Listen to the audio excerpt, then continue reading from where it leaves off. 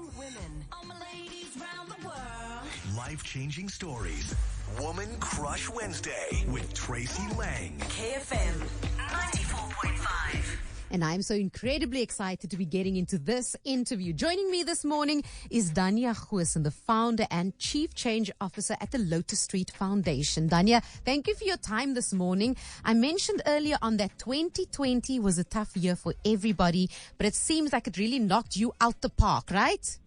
Completely out the park, Tracy. My word. I mentioned the fact that just after lockdown was announced, your mother was diagnosed with brain cancer. Your father tested positive for COVID. You had a miscarriage. And yet, despite that all, you still reached out to your community.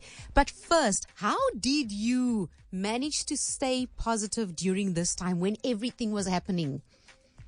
You know, Tracy, first of all, my parents obviously raised all of us, all the kids, you know, with just to be strong and be independent, and never to know that eventually that day will come. 2020 will come where we would lose both our parents, and we will, like myself, my sister, we got COVID, and it was just crazy, me going through the miscarriage. But I think growing up, you know, in the communities of the Cape Flats, our parents raised us from a young age just to be, you know, strong and independent and to face every day with faith, you know, and I think that just pulled me through the entire thing. But I'm sure there were days when it was really hard. How did you manage to just pick your head up and keep going? Is it a case of just going, I don't have a choice?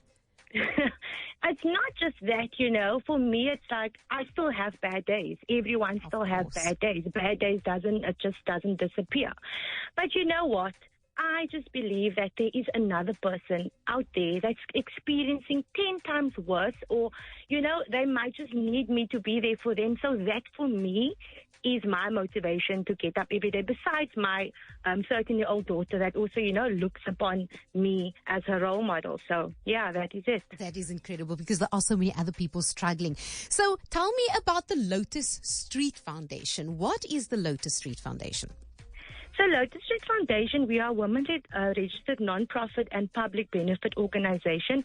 And our core focus is basically just to uplift, empower and provide, you know, much needed relief in the communities of the Cape Flats, you know. And with the whole COVID happening and obviously me experiencing it myself and also growing up, you know, with poverty around us, gangsterism around us, Lotus Street Foundation is basically there to uplift and empower everyone living in those circumstances.